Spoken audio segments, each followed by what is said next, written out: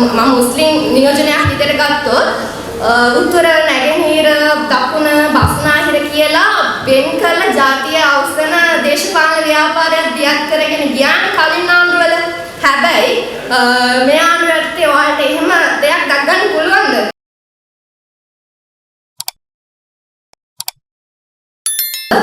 ඒ වගේම මෙම අවස්ථාවට සම්බන්ධ වෙ සිටින නියෝජ්‍ය සංචාරක අමාත්‍ය රුවන් රණසිංහ සහෝදරයාගෙන්ද වතුකක්කර සංගමේ සභාපති ටීටන් සේවරාජ් සහෝදරයාගෙන්ද අපේ සභාවේ ප්‍රදේශ සභාවේ සභාපතිවරු අපේක්ෂක ප්‍රියන්ත වර්ෂමාන සහෝදරයාගෙන්ද අපේ හරිය ප්‍රදේශ සභාවට තරඟ වදින අපේක්ෂිකා සියලුම සහෝදර සහෝදරියන්ගෙන්ද අවසරයි.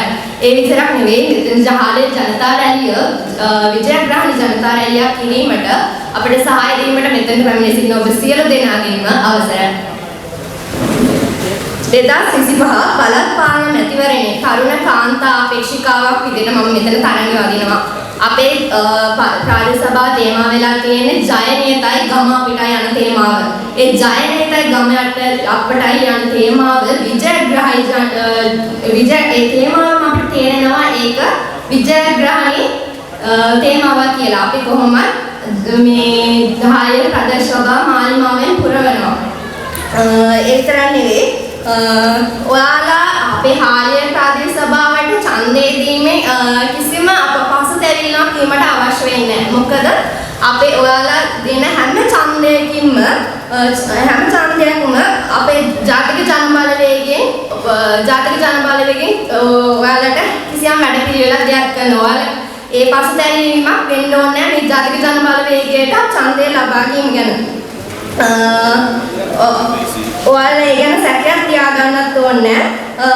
අපේ ඔයාලා දන්නා ජාතික ජනබලගේ පාලනය යටතේ දූෂිත ක්‍රියාවන් වලට කිසිම ඉඩකඩක් නැහැ.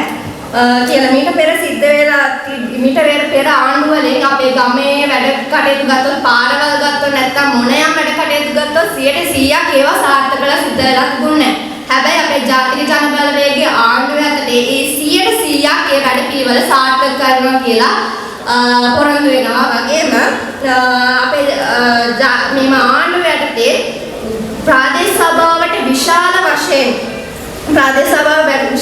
සංවර්ධන වැඩ කටයුතු සඳහා ප්‍රතිපාදන වෙන් කරලා තියෙනවා. ඔයාලා ගත්තොත් උතුර දැන් මේ ගත්තොත් මම මුස්ලිම් නියෝජනයක් විදිහට ගත්තොත් උත්තර නැගෙනහිර දකුණ බස්නාහිර කියලා වෙන් කළ ජාතිය අවසන දේශපාලන ව්‍යාපාරයක් දියත් කරගෙන ගියාන කලින් ආණ්ඩුවල. හැබැයි මේ ආණ්ඩුවට ඔයාලට එහෙම දෙයක් දක්වන්න පුළුවන්ද? එහෙම දෙයක් ඇහුවද? අපේ ඒ කියන්නේ ගත්තොත් දැන් ළඟට තිබ්බ දළදා වන්දනාවට අපේ මුස්ලිම් අය දායකත්වය දෙන කොච්චර ලස්සන දසුන් දකින්නට දැක්ගන්නට අපිට පුළුවන් වුණා. දැන් ඔයාලා සිංහල අලුත් අවුරුද්ද සැමරුවා, සිංහල හින්දු අලුත් අවුරුද්ද සැමරුවා, රමසාන් උත්සවය ආවා. ඒ සියල්ලම ඒකට තමයි සිද්ධ වුණේ. මේ පාර ලොකු වෙනසක් තිබ්බනේ. අවුරුදු සැමරුවා ඒ හැමෝම එකතු වෙලා සැමරුවා ලොකු වෙනසක් තිබ්බා. මේ ඒ විතරක් නෙවෙයි දැන් කලින් ආණ්ඩුව ගත්තොත් කලින් වසර කිහිපයකට පෙර ගත්තොත් කඩවල් වලට ගියේ බෝඩ් බලබලා කඩවල් තෝර ගිහපු කාලයක් තිබ්බා. ගොඩක් කිව්වොත් මුස්ලිම් කඩවලට යන්න එපා කියලා කිව්වා.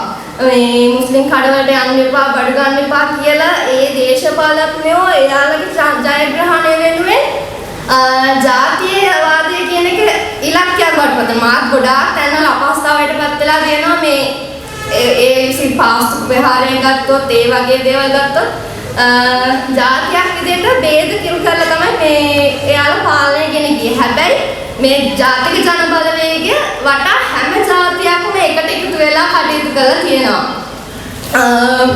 දැන් අපි අවුරුද්ද ගත්තොත් දැන් මුස්ලිම් කඩවල් ගත්තොත් ව්‍යාපාරිකයන් ගත්තොත් හැමෝම කියන මේ පහට අවුරුදු සමහරුයි අපිට බිස්නස් තිබ්බ හැමෝම කිසි ප්‍රශ්නයක් තිබුණේ නැහැ. පාරිභෝගිකයන්ට ගත්තොත් ඔයාලා හැමෝම හොඳට මේ පාර අවුරුද්දක් සැමරුවා.